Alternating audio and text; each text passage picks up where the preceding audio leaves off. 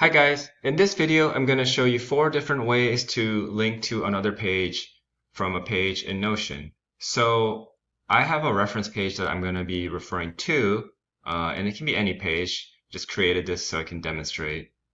The first way is to use the command, which is /link to page.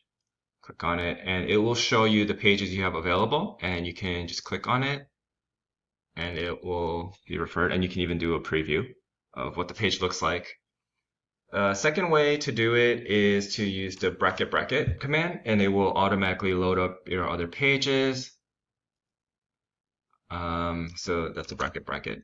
And then third way to do it is to use the command, which if you look, there's linked page, we can refer there. So there's the command.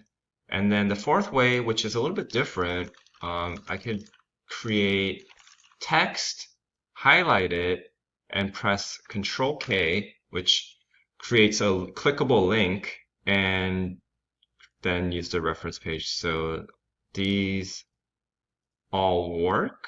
And then this is just highlight, Control, or Command. Okay. And those are the 4 ways to do it.